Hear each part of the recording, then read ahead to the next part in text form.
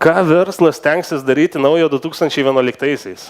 Tai socialinė komercija, sako, bus toksai dalykas, jau keli pavyzdžiai yra, Lietuvoje nelabai, bet tarkim, tų pačių e-shopų perkelimas, jeigu kalbėsim apie Facebooką, į Facebook platformą, tarkim, per Facebook aplikaciją, sujungiant draugų rekomendacijas ir panašiai. Aišku, čia kalbu apie tokius dalykus, ko Lietuvos rinkoje, nežinau, ar čia labai aktualu, labiau aktualiau turbūt su tais produktais, kurie turi kažkokį užsieninį prisistatymą, nes, tarkim, tikrai čia nebus labai pigus tie sprendimai, tarkim, galbūt Lietuvos rinkoje socialinės komercijos galima būtų pritaikyti kažkokį produktų krepšelį, kur tu tiesiog sujungi kažkaip savo e-shopą ir tiesiog ten kažkaip, bet nekurit kažkokios papildomos sistemos, tiesiog išvaizduoji galbūt Facebook'e ir leidi draugams dalintis.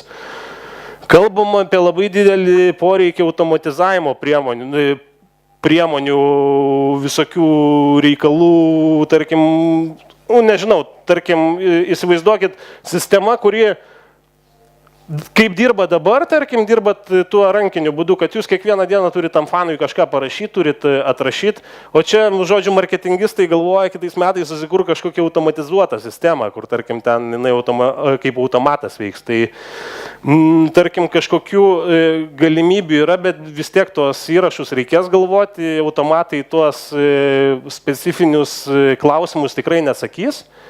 Ir čia tiesiog tas automatizavimas, aišku, reikalingas, nes dabar, skaitant, pavyzdžiui, tie marketingistai pasaulyje irgi išvažiuoja atostogauti, tikrai nedaugelis neįsijungia to savo kompiuterio ir nepaskaito e-mailo. Tai tarkim, tiek e-mailo nepaskaito, tiek netrašo Facebook'o. Aš, pavyzdžiui, pas Lietuvoje žinau keletą brandų, kurie tiesiog jų Facebook'o kanalas priklauso aktyvumas nuo to, kaip ar personalas yra išvažiavęs, susiėmęs, atostogavęs, ten susigalvojęs, ką veik, nesusigalvojęs labai tokiom bangom, kaip sakyti, todėl nepasiekia tų gerų rezultatų. Todėl šitas automatizavimas tikrai yra aktualu, kad, pavyzdžiui, įsivaizduokit, kas siūs jūsų žinutės, tarkim, gruodžio 25 rytą Facebook'o kanaluose. Tai dabar, reiškia, to rankiniu būdu turėsite eiti, atsitraukti nuo savo to šventinio stalo, kažką parašyti fanam, o jeigu būtų, tarkim, automatizuota sistema, jūs tiesiog galėtumėte 23 dieną susisetapinti ir tiesiog 23 dieną galėtumėte visų metų šventes susisetapinti ir ištransliuoti per pagrindinių švenčių sveikinimus. Geolokacija, tai čia jau prieš tai kolegė pasakojo apie tai, kad čia labai siejama su mobiliaisiais išmaniaisiais telefonais.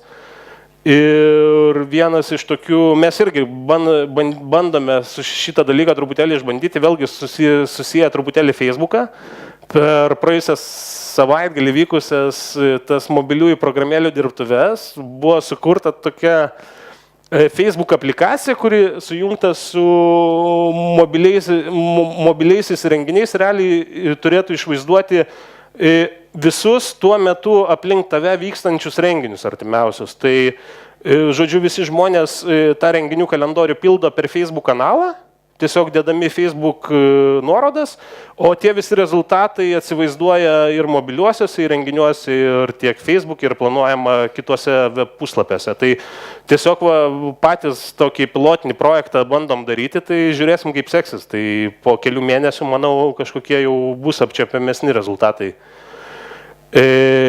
Nauji technologiniai sprendimai. Tai vėlgi tos pačios integracijos, kuo įvairesnės. Pavyzdžiui, paprastas dalykas.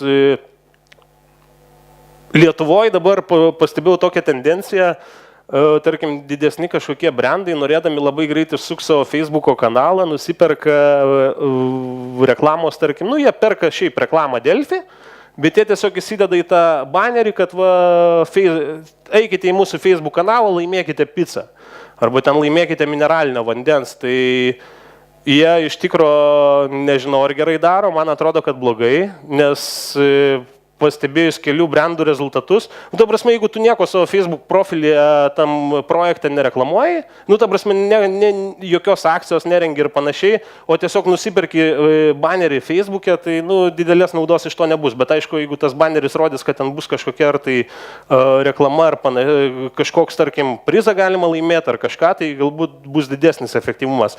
Bet link tų integracijų ir reklamų. Prieš pusmetį berods teko Inside Facebook skaityti, kad pasirodė reklaminiai baneriai, kur tiesiog dega baneris, vėl paveiksliuką papasakosiu. Dega baneris, yra apačioje mygtukas, integruotas like buttonas. Tai reiškia, tam pačiam Delfi žmogus mato tą banerį ir jisai gali paspausti like mygtuką ir automatiškai jis tampa fanu. Tai tarkim, Lietuvoje sakau, galbūt per tą prizmę atsiliekam, kad užsidedam Facebook ženkliuką ir ten galvom, kad jis mums turi atnešti tokią pačią naudą, kaip ir, tarkim, fanboxas, kuris, atlieka daug didesnį funkcionalumą tuo atveju, nes, tarkim, žmogus jūsų puslapį tiesiog paspaudžia tą like mygtuką. Tai čia su to like mygtuku, sakau, pati paprasčiausia, bet ten tos integracijos tikrai gali būti didelės ir įvairios. Mobilieji sprendimai taip pat truputėlį jau aptariau. Ir čia dabar yra kitas toks punktas, grupinių nuolaidų pritaikymai. Čia Lietuvoje bando juos kritikuoti, aš irgi juos kritikuoju dėl vienos paprastos priežasties, nes jie pardavinėja produktus, kurių realiai nereikia vartotojams. Tai jie ten, tarkim, nuolaidas, tarkim, vartojimą skatinantis pardavimai. Bet jūs įsivaizduokite, jeigu tokie grupiniai pritaikymai, būtų, tarkim, nežinau, kažkokie man reikalingi, tarkim. Tai čia aš matau tikrai daug galimybių ir tokie, kokie yra, tarkim, Lietuvoje grupiniai pirkimai, tai, aš nemanau, kad tokie važiuos, tai jie turės kažkaip labai stipriai keistis, plus jie turės labai stipriai būti integruoti su socialiniais tinklais, kad būtų tas socialumas visur. Prieš paskutinę skaidrę, apie kurią kalbėsiu, dar bus trečia, su snaige. Tai yra pavojai ir grėsmės. Tai čia yra didelė tikrai problema. Šitas dalykas, tarkim, truputėlį blogina tų socialinių tinklų reputaciją, kai, tarkim, bandai padaryti kažkokį marketinginį rimtą sprendimą, tiesiog užsakovas sako, kad, Facebook'e nėra reputacijos, tenai tik spamas ir apgavikai ir panašiai. Tai čia aš girdėjau iš vieno Lietuvos naujienų portalo, neminėsiu pavadinimo, tai jie tokius bando bendrus sprendimus kažkokius siūlyti, tai būtent toks pirmasis yra feedbackas apie tą dalyką, kad būtent dėl to spamo, tarkim, vartotojai iš tikro yra truputėlį kvaili ir jie neatskiria to spamo nuo tikrovės ir ten jungiasi patys, matėt, prie visokiausių grupių. Saugumo kompanijos labai pabrėžia, kad aktyvės visokie nusikaltimai elektroniniai erdvėj. Tai čia Lietuvoje irgi nepaslaptis, visiems turbūt buvo toksai atvejis, kaip atsirado kažkokie e-shopai keli, kurie bandė greitai surinkti daug pinigų. Tai po to, aišku, lietuviai bandė imtis atsakomųjų veiksmų ten besivienydami į asociaciją, bet manau, kad realiai čia Lietuvoje, kaip sakyt, visada yra tie gaisrų gesinimai, nieks nepagalvoja, kaip sakyt, neužbėga įvykiam už akių ir, galbūt galėjo, pavyzdžiui, tie patys e-komersantai, tarkim, tokį patį dalyką padaryti, tarkim, nežinau, prieš metus laiko, kol dar nieko nebuvo, tai galbūt būtų, toksai didesnis rezonansas, kaip tokie dalykai išlenda, bet, kaip dabar post factum, tai čia Lietuvoje visada post factum reaguojam. Tai įvairaus plauko sukčių klasto, šiandien man skambino vienas žmogus, sako, gavo mūsų tokia viena draugė tokį pranešimą, kad laimėjo iPhone'ą. Bet jai reikia pervesti 10 litų kažkur tai. O sakau, jinai kur nors registravosi, nesako. Tai bet kaip tu gali patikėti, jeigu tu niekur neregistravai ir svarbiausia, jai draugai skambina, jau kokie 5 ar 6 paskambina ir sako, tu laimėjai iPhone'ą ar ten įsiuntį. Žodžiu, čia sukčiai tikrai